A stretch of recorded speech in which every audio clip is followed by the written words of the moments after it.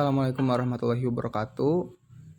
Sebelumnya yang terhormat Bapak Egy Nuryadin dan juga Bapak Samuel Agustrianto selaku dosen pengampuh mata kuliah bioteknologi. Di sini kami dari kelompok 8 kelas C akan mencoba memaparkan materi mengenai antibodi klon tunggal.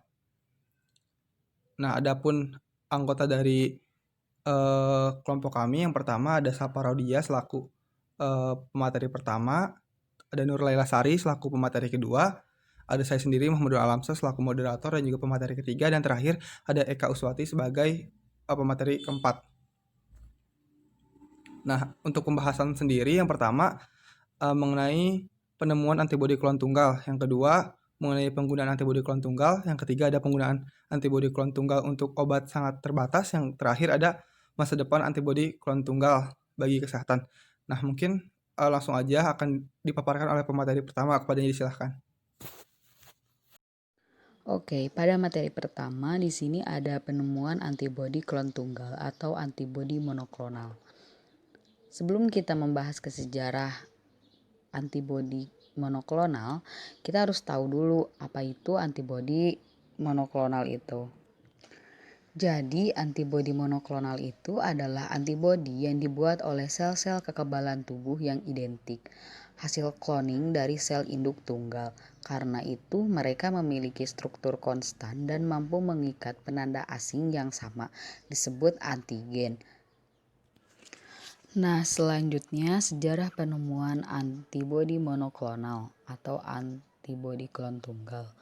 Antibodi monoklonal ditemukan pada tahun 1972 oleh Cesar Milston dan Georges Kohler, para ilmuwan di Base Institut Rouge Immunology.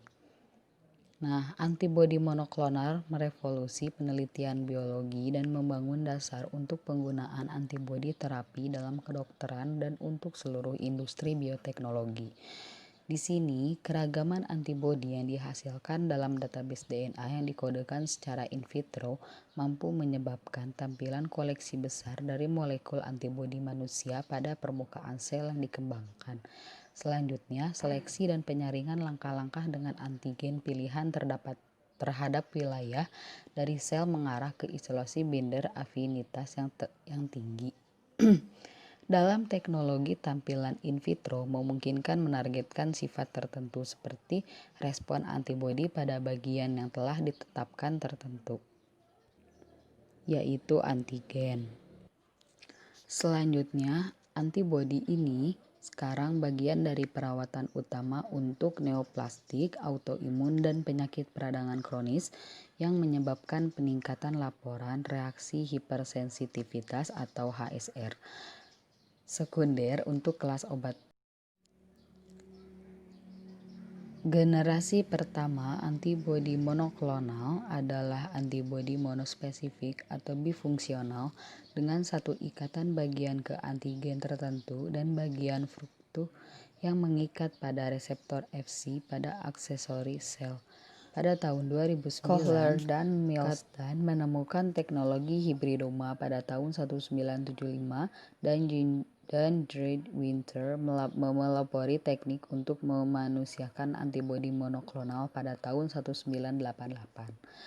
Antibodi monoklonal telah berhasil dikembangkan untuk mengobati penyakit medis. Menurutnya, antibodi monoklonal merupakan pengobatan yang paling efektif untuk menghambat reaktivitas autoimun, keganasan hematologis, keganasan organ padat, penyakit virus, dan juga digunakan sebagai terapi antiplatelet. Penggunaan antibodi monoklonal dalam kanker dan penyakit autoimun pada manusia telah menjadikan mereka salah satu kelas yang paling cepat berkembang dari obat-obatan baru yang disetujui untuk diindikasi dalam beberapa dekade terakhir. Ulasan ini berfokus pada peran antibodi monoklonal sebagai terapi imunimodulator. Selanjutnya ada pembuatan antibodi monoklonal. Pembuatan antibodi monoklonal biasa dikenal dengan istilah hibridoma atau penggabungan dua sel yang berbeda. Nah, di sini ada antigen atau imunitas pada tikus, kemudian mengisolasikan beberapa bagian sel imun pada tikus, yang kemudian terbentuklah antibodi dari sel imun yang diambil dari tikus. Nah, di sini ada sel tumor, karena sel tumor mudah membelah. Kemudian terjadilah proses fusion atau penggabungan dengan bantuan enzim dan lainnya. Setelah bergabung kemudian akan diklon atau diperbanyak. Kemudian terbentuklah antibodi monoklonal. Baik, terima kasih kepada pemateri pertama yang sudah memaparkan materinya tentang penemuan dari antibodi klon tunggal. Selanjutnya saya akan membahas tentang penggunaan antibodi klon tunggal tersebut. Antibodi monoklonal diproduksi secara massal dalam laboratorium dengan menggabungkan sel mieloma atau sel tipe kanker sumsum tulang dari sel B mencit yang menghasilkan antibodi spesifik. Sel hasil penggabungan ini disebut hibridoma. Kombinasi sel B yang bisa mengenali antigen khusus dan sel mieloma yang hidup akan membuat sel hibridoma menjadi semacam pabrik produksi antibodi yang tidak ada habisnya. Karena semua antibodi yang dihasilkan adalah identik, berasal dari satu sel hibridoma atau monohibridoma. Mereka disebut dengan antibodi klon tunggal atau antibodi monoklonal yang disingkat dengan MAB. Kegunaan MAB ini didasari oleh 3 karakteristik, yaitu spesifitas ikatan, homogenitas, dan kemampuannya untuk diproduksi dalam kuantitas besar.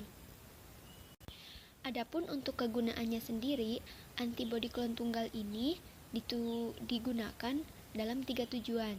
Yang pertama yaitu pemurnian ligen untuk tes atau penelitian. Untuk contoh jurnalnya, teman-teman bisa lihat ya, sudah saya sediakan link untuk akses jurnalnya. Itu merupakan contoh penggunaan antibodi klon tunggal pada pemurnian ligen untuk tes atau penelitian. Jurnal tersebut berjudul Pemurnian Antibodi Monoklonal terhadap Virus Hepatitis B yang diisolasi dari asites mencit Balbersi menggunakan homemade protein A spin minicolumn. Kemudian yang kedua dari penggunaan antibodi klon tunggal sendiri adalah sebagai penanda pada deteksi asai. Ini sama juga untuk contoh jurnalnya, sudah saya sediakan linknya, teman-teman bisa mengakses untuk melihat contoh dari penggunaan antibodi klon tunggal sebagai penanda pada deteksi asai. Nah, untuk kegunaan yang ketiga yaitu untuk eksperimental terapi.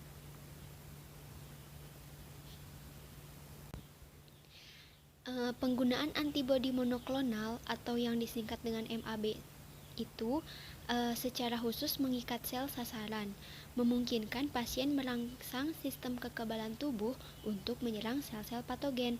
Sebagai contohnya, MAB terapi dapat digunakan untuk menghancurkan tumor ganas sel dan mencegah pertumbuhan tumor dengan menghambat reseptor sel spesifik.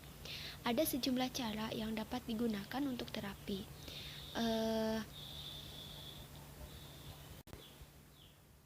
Ada banyak penelitian yang menciptakan MAB untuk berbagai penyakit serius seperti rheumatoid arthritis, multiple sklerosis, dan berbagai jenis kanker. Variasi juga ada dalam perawatan ini, misalnya radioimunoterapi, di mana dosis radioaktif melokalisasi strain sel target, memberikan dosis kimia, mematikan ke sasaran. Nah, berikut beberapa aplikasi lain dari MAB sendiri. Yang pertama yaitu induksi imunisasi pasif. Nah, imunisasi ini terjadi saat tubuh memperoleh imunitas dengan cara menyuntikkan serum pada tubuh yang di dalamnya mengandung antibodi terhadap suatu penyakit. Nah, imunisasi ini biasanya diberikan saat dalam keadaan darurat yang diperkirakan tidak ada waktu pembentukan antibodi yang cukup untuk melawan antigen yang masuk dalam tubuh. Contohnya yaitu ketika seseorang digigit ular, maka akan diberikan serum antibisa. Yang kedua yaitu diagnostik imaging. Nah, antibodi monoklonal dapat digunakan untuk melihat protein tertentu di dalam tubuh. Misal, antibodi monoklonal dikonjugasikan dengan logam inert pasien yang diröntgen. Dari hasil röntgen tersebut dapat dikenali protein tertentu yang terlihat dalam penyakit. Cara ini juga diterapkan dalam melihat metastasis sel kanker. Yang ketiga yaitu diagnostik molekuler. Antibodi monoklonal dapat diaplikasikan untuk identifikasi penyakit yang lebih dikenal dengan immunological diagnostic, di mana deteksi imunologik merupakan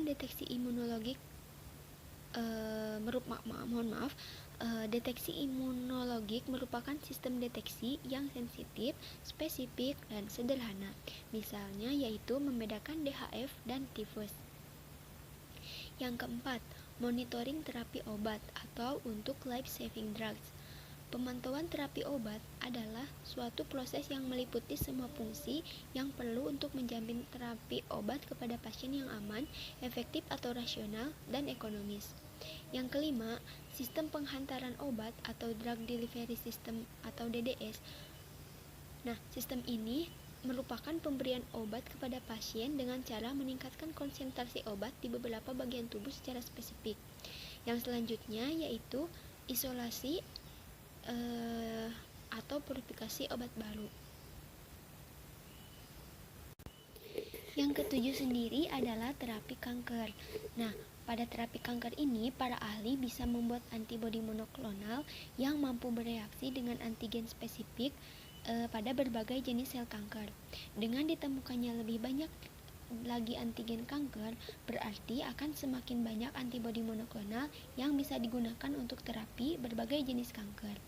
Bila antibodi berikatan dengan antigen tumor spesifik yang terdapat di permukaan sel, maka ia juga bisa menginduksi sel mengalami apoptosis. Misalnya, rituximab mengikat dua molekul CD20, maka akan memicu sinyal masuk ke dalam sel yang akan menginduksi apoptosis. Bila rituximab berikatan silang dengan antibodi, maka sinyal apoptotik diintensifkan. Ikatan silang ini juga bisa terjadi bila antibodi terikat dengan sel imun lainnya melalui reseptor Fc gamma atau FcR. Selanjutnya adalah contoh MAB atau contoh dari antibodi monoklonal yang telah diproduksi secara massal, yaitu pertama adalimumab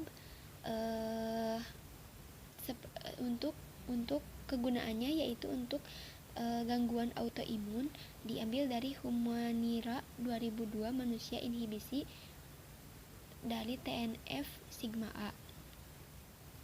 Yang kedua yaitu alemtuzumab. Ini digunakan untuk leukemia limfosit kronis.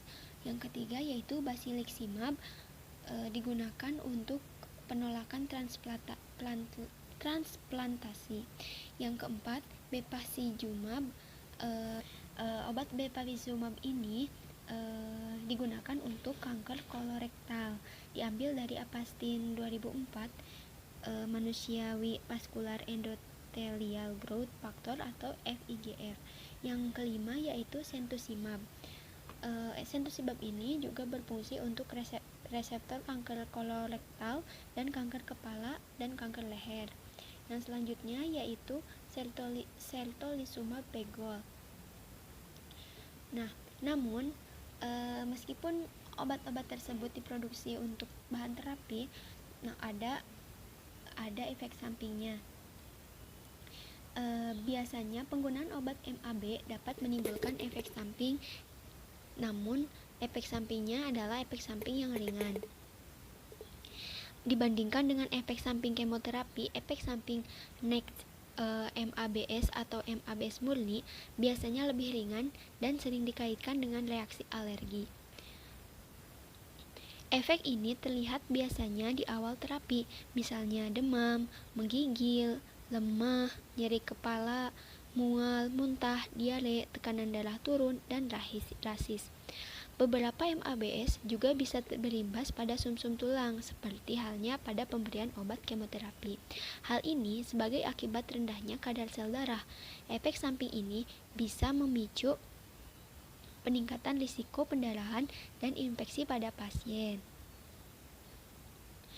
Mungkin sekian yang dapat saya sampaikan. Saya kembalikan ke moderator atau dilanjutkan pada pemateri selanjutnya. Terima kasih. Selanjutnya di sini saya akan mencoba memaparkan materi selanjutnya mengenai penggunaan antibodi klon tunggal untuk obat sangat terbatas. Nah, perlu kita ketahui kalau jenis-jenis antibodi klon tunggal itu yang digunakan sebagai obat dibagi menjadi dua. Yang pertama ada naked monoclonal antibodies atau antibodi monoklonal murni atau antibodi klon tunggal murni, di mana antibodi monoklonal ini tanpa dikombinasikan dengan senyawa lain. Antibodi monoklonal murni ini mengikat diri pada antigen spesifik yang dimiliki oleh sel-sel kanker, sehingga dapat dikenali dan dirusak oleh sistem imun tubuh. Selain itu, antibodi monoklonal ini dapat mengikat diri pada suatu reseptor, di mana molekul-molekul pertumbuhan untuk tidak dapat berinteraksi dengan sel kanker. Maka, antibodi monoklonal ini dapat mencegah pertumbuhan sel kanker, dan biasanya diberikan secara intravena dan juga efek sampingnya lebih ringan daripada kemoterapi. Nah, yang kedua itu ada conjugated monoclonal antibodies atau antibodi monoklonal yang dikombinasikan dengan beberapa senyawa. Nah, senyawa yang dikombinasikan ini antara lain seperti kemoterapi, toksin, dan juga senyawa radioaktif. Antibodi monoklonal jenis ini akan beredar ke seluruh bagian tubuh sampai ia benar-benar menemukan sel kanker yang mempunyai antigen spesifik yang dikenali oleh antibodi monoklonal. Obat ini juga hanya berperan sebagai wahana atau sebagai pengantar yang akan mengantarkan substansi-substansi obat, racun, dan juga materi radioaktif menuju langsung ke sasaran, yaitu sel-sel kanker. Namun hebatnya, ia bisa meminimalisir dosis pada sel normal untuk menghindari kerusakan di seluruh bagian tubuh. Nah, ini ada contoh dari antibodi klon tunggal atau antibodi monoklonal sebagai obat kanker. Yang pertama ada trastuzumab, yang kedua ada pembrolizumab, yang terakhir ada nivolumab. Nah, yang pertama ada trastuzumab. Trastuzumab merupakan antibodi monoklonal yang menghambat reseptor HER2 atau Human Epidermal Growth Factor Receptor 2 pada kanker payudara. Untuk contoh obatnya sendiri ada Kadila dan juga Herceptin. Nah, trastuzumab sendiri dikembangkan oleh perusahaan biotek dan memperoleh persetujuan FDA pada bulan September 1998. Obat ini pertama kali ditemukan oleh para ilmuwan, termasuk Dr. Excel dan juga Dr. Michael. Nah, untuk mekanisme kerja dari trastuzumab sendiri ada bisa dilihat, yaitu ada yang pertama itu ada tanpa Herceptin dan juga ada with Herceptin atau dengan Herceptin. Nah, kalau yang without Herceptin ini atau tanpa Herceptin ini si dimerisiasi reseptor HER2 ini memberikan sinyal kepada sel tumor untuk berkembang biak. Jadi kalau tanpa Herceptin ini si tumor itu bakal cepat berkembang biak karena mendapatkan sinyal gitu. Nah, untuk yang with Herceptin sendiri, yang dengan Herceptin, kan Herceptin ini merupakan satu-satunya terapi HER2 yang disetujui dan dirancang untuk mengikat HER2+ dan sel tumor Herceptin dan menandainya untuk dihancurkan oleh sistem kekebalan atau sistem imun. Selanjutnya, sistem imun ini akan menargetkan sel kanker dan yang terikat oleh Herceptin. Lalu Herceptin ini memblokir sinyal HER2. Nah, di bawah itu bisa untuk menghambat proliferasi pada sel. Nah, kan kinerja trastuzumab ini meliputi 3 hal, yaitu mekanisme transmisi sinyal growth factor, terus keberadaan trastuzumab sendiri menginduksi sel imun untuk segera melakukan apoptosis pada sel kanker dan memaksimalkan pengobatan. Seperti itu. Nah, selanjutnya ada pertuzumab. Pertuzumab merupakan antibodi monoklonal yang sedang diteliti untuk kanker payudara HER2 pada tahap awal dan tahap lanjut. Obat ini disebut HER2 atau dimerization inhibitor HDI, penghambat pemasangan reseptor HER2 dengan reseptor lainnya. Lalu ada kombinasi pertuzumab dan trastuzumab. Kombinasi ini dipercaya dapat saling melengkapi. Keduanya akan menempel pada reseptor HER2 tetapi pada bagian yang berbeda. Dengan melakukan hal ini, dihipotesakan bahwa kedua antibodi ini secara kombinasi dapat secara lebih komprehensif menghambat jalur sinyal HER2 daripada jika digunakan masing-masing secara terpisah. Nah, ini ada mekanisme kerjanya. Yang pertama ada yang dinamakan dengan dimerization. Nah, dimerization ini yaitu tahap di mana HER2 ini dapat memberikan sinyal kepada sel kanker dengan cara bertemu dengan reseptor lainnya. Nah, untuk reseptor lainnya itu, di contohnya itu ada HER3. Nah, dengan HER2 dan HER3 bertemu, maka akan ada yang dinamakan dengan tahap dimerization, yaitu tahap pemberian sinyal dari HER2 kepada sel kanker untuk dapat berkembang biak. Nah, itu bisa dilihat di gambar 2. Nah, untuk gambar 3-nya sendiri, lalu diberikan Perteja dan juga Herceptin. Nah, dengan adanya obat ini, si HER2 ini terhambat gitu dalam memberikan sinyal kepada sel kanker karena tidak dapat bertemu dengan reseptor lainnya yaitu HER3. Nah, jadi dengan adanya obat ini, sel kanker ini bakal berhenti untuk berkembang biak karena tidak mendapatkan sinyal dari HER2 seperti itu. Nah, terakhir ada Nivolumab. Nivolumab merupakan antibodi monoklonal IgG1 dengan target epidermal growth factor receptor atau EGFR yang teroptimalisasi. Nah, Nivolumab sendiri diproduksi oleh Cimab SA di Kuba. Obat ini bekerja memblok ikatan antara EGFR dengan EGF atau epidermal growth factor. Nah, EGFR ini adalah protein yang terikat pada epidermal growth factor. Dalam keadaan normal, ikatan ini EGFR dengan epidermal growth factor akan merangsang aktivitas enzim tirosin kinase dan kemudian mengaktifasi sejumlah molekul dalam sel sehingga akan mengendalikan pertumbuhan sel. EGFR banyak ditemukan pada permukaan sel-sel tertentu. Oleh sebab itu, EGFR dianggap sebagai komponen yang penting bagi pertumbuhan dan perkembangan sel kanker atau tumor. Nah, lalu ada mekanisme kerja dari Nivolumab. Mekanisme kerja Nivolumab sendiri pada dasarnya sama dengan anti-EGFR lainnya, di mana obat ini bekerja memblok ikatan antara EGFR dengan EGF atau epidermal growth factor. Nah, bisa disimpulkan kalau jika tidak diberikan obat Nivolumab, maka EGFR tidak ada yang memblokirnya gitu. Jadi si EGFR dengan EGF ini dapat merangsang pertumbuhan sel kanker. Jadi sel kanker ini dapat tumbuh secara bebas. Nah, mungkin sekian bahasan dari saya. Selanjutnya akan dilanjutkan oleh pemateri selanjutnya. Terima kasih. Baik, di sini saya akan mempresentasikan materi mengenai masa depan antibodi klon tunggal bagi kesehatan. Banyak aplikasi dari penggunaan antibodi klon tunggal atau biasa disebut dengan antibodi monoklonal, di antaranya sebagai bahan penting dalam penelitian, diagnosis klinis, dan pengobatan. Untuk pengobatan sering dinamakan antibodi klon tunggal terapik. Antibodi klon tunggal merupakan bagian dari imunoterapi, yakni perawatan yang meningkatkan pertahanan alami tubuh untuk melawan kanker. Jenis imunoterapi lain dengan tujuan pengobatan kanker, misalnya vaksin kanker dan terapi gen menggunakan sel T yang dimodifikasi pada bagian reseptornya, yaitu chimeric antigen reseptor T-cell. Namun, terapi gen menggunakan CAR T-cell saat ini belum tersedia di Indonesia.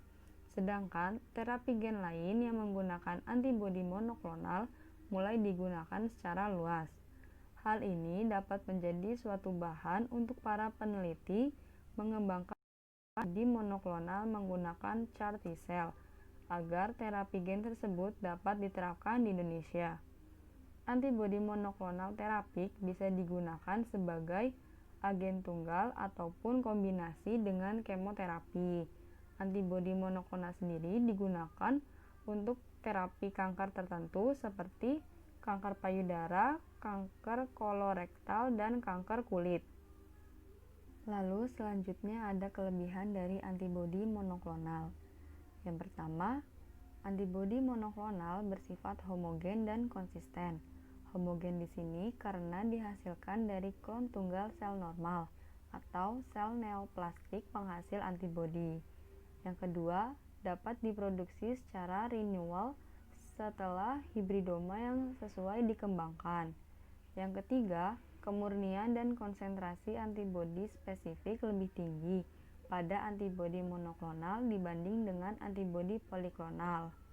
Yang keempat, antibodi monoklonal sangat sensitif terhadap perubahan kecil pada konsentrasi garam dan pH. Yang kelima, dapat dengan mudah diuji untuk reaktivitas silang.